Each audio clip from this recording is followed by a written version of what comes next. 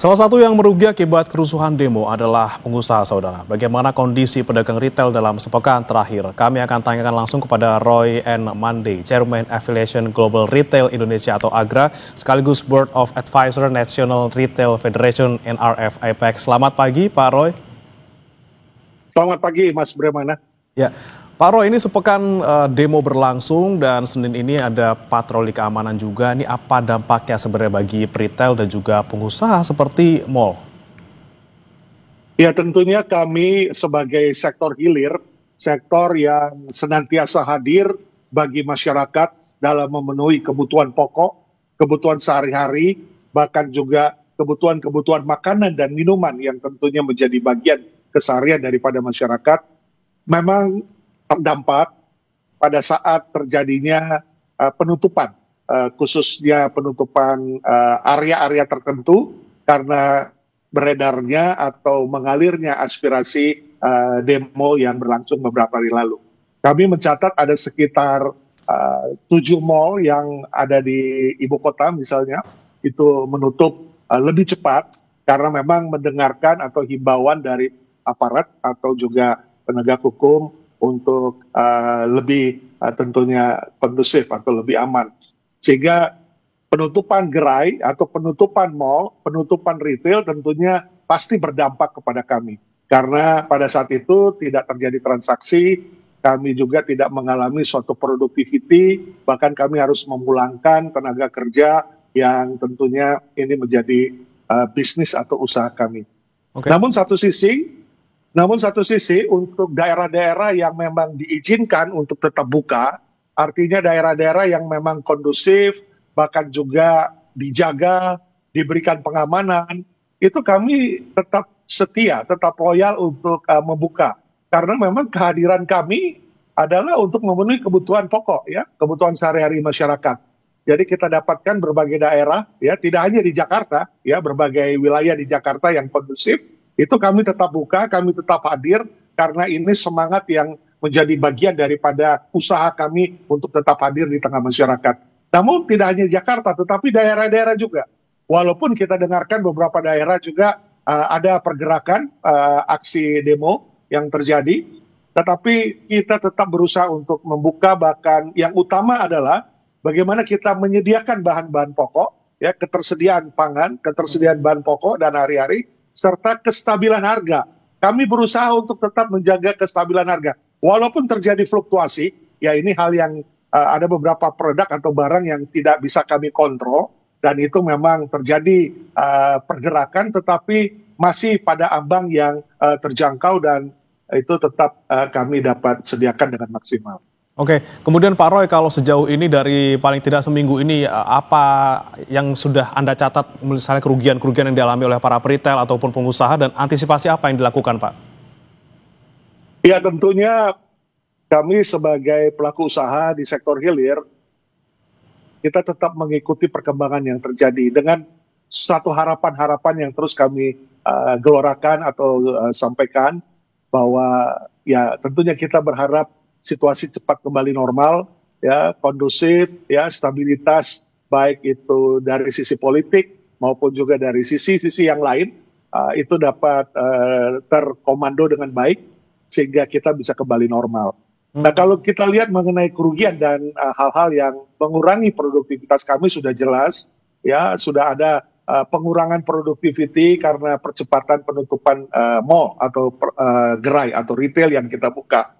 Ya, lebih kurang kalau kita ambil sederhana saja, kalau dalam 12 jam beroperasi atau kita bicara 15 jam beroperasi, maka pengurangan jam, ya, sepertiga pengurangan jam, maka juga akan mengurangi sepertiga daripada omset atau productivity yang kita biasa lakukan sehari-hari.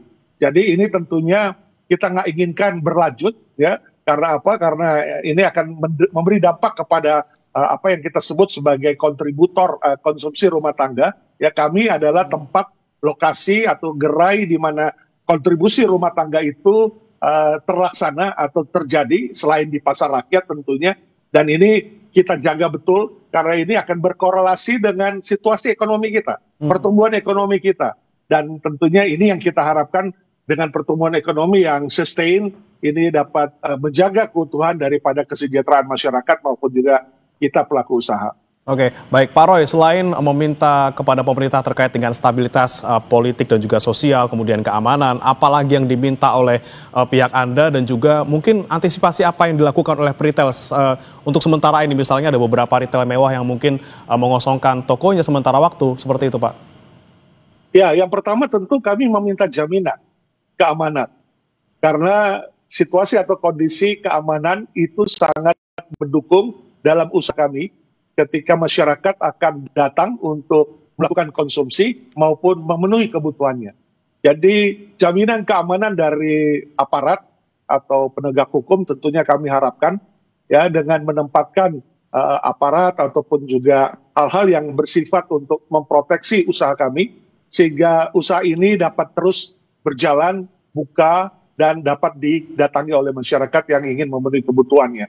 Itu yang pertama. Kemudian kita berharap juga adanya koordinasi dan dialog terbuka. Jadi koordinasi dan dialog terbuka yang intens antara kami pelaku usaha dengan aparat maupun juga dengan pemerintah, khususnya pemerintah daerah misalnya, itu senantiasa berkomunikasi atau berkoordinasi untuk hal-hal atau langkah-langkah mitigasi ataupun juga kontingensi yang harus dilakukan ketika hari-hari ini masih di dalam situasi atau kondisi yang menuju kepada harapan kita kondusif.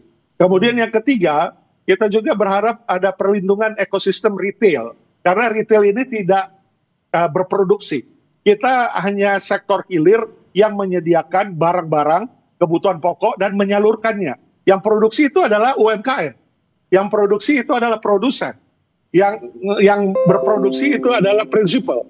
Jadi kita berharap perlindungan ekosistem terhadap usaha kami retail, khususnya sektor padat karya, saudara-saudari kita yang memproduksi barang-barang UMKM itu dapat tetap terjamin dalam hal pengiriman, dalam hal logistik maupun juga dalam hal proses yang dilakukan sehari-hari. Kami sangat berharap tentunya pengamanan logistik ini juga menjadi hal yang utama ketika ada penutupan area, jalan dan lain sebagainya, kami mendapat prioritas untuk dapat terus menyalurkan barang-barang menuju gerai-gerai retail atau lokasi-lokasi di mana kita berada atau kita buka di tengah masyarakat.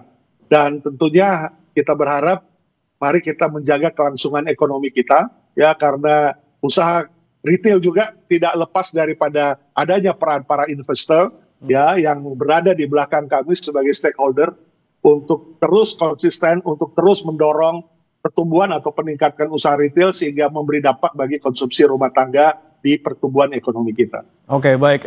Bicara soal konsumsi rumah tangga, Pak Roy, kalau bagi masyarakat, imbauan Anda mungkin ke masyarakat, perlukah kira-kira masyarakat untuk menyetok bahan makanan atau misalnya, atau bahkan justru jangan panic buying sekarang? Ya, ini yang kami mau pesankan.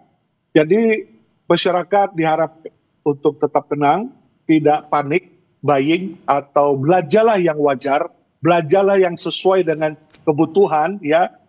Tentunya kita ketahui ini sudah dijalankan atau sudah dilakukan oleh setiap level atau setiap segmen masyarakat untuk tetap berbelanja yang wajar dan normal. Karena kami memastikan bahwa logistik maupun juga distribusi yang juga sudah kami berkoordinasi dengan pemerintah bahwa tentunya akan terus dimonitor dan tetap akan dilangsungkan dengan cara yang optimal, maka kami juga memberikan kepastian bahwa kami terus menyediakan kebutuhan pokok dan sehari-hari bagi masyarakat. Jadi tidak perlu panik, ya belanja yang wajar, belanja yang normal, karena distribusi barang saat ini masih terkendali, masih tetap aman ya. Walaupun tadi saya katakan ada situasi atau suasana harus jalan ditutup atau dialihkan dan sebagainya, tetapi bukan berarti kami berhenti untuk memberikan distribusi, tetap kami jalankan dan tentu berkoordinasi dengan pihak berwajib atau berwenang. Oke, dan distribusi masih terkendali ya Pak ya, jangan sampai panik buying, yang wajar dan normal. Sewajarnya saja. Baik, Pak Roy, terakhir Pak Roy, kalau Anda melihat mungkin dari seminggu terakhir dampak akibat demo yang terjadi di sejumlah daerah, apakah Anda melihat adanya perpindahan yang signifikan nih antara belanja dari toko fisik kemudian ke toko online atau daring? Ya tentunya toko fisik itu satu bagian yang memiliki segmentasi sendiri dan banyak barang yang tidak bisa dibeli dengan online. Ya, walaupun toko fisik juga sudah menyediakan online untuk pelayanan delivery atau pelayanan lewat pembelian lewat aplikasi, semua gerai-gerai retail, baik itu anggota-anggota Aprindo, ya, anggota Hipindo, anggota siapapun yang memiliki membernya masing-masing, itu semuanya rata-rata sudah melakukan bagiannya dengan menyediakan aplikasi, sehingga dapat melakukan pemesanan. Tetapi yang namanya pembelian fisik, dalam kondisi yang yang sewajarnya ketika ingin membeli daging, ingin membeli ikan, ingin membeli sayur mayur, tentu kedatangan ke gerai itu juga tetap menjadi bagian yang dilakukan oleh masyarakat. Oleh karenanya kami berharap kondusivitas ataupun juga dukungan keamanan maupun juga ketersediaan barang lewat logistik yang juga dijaga,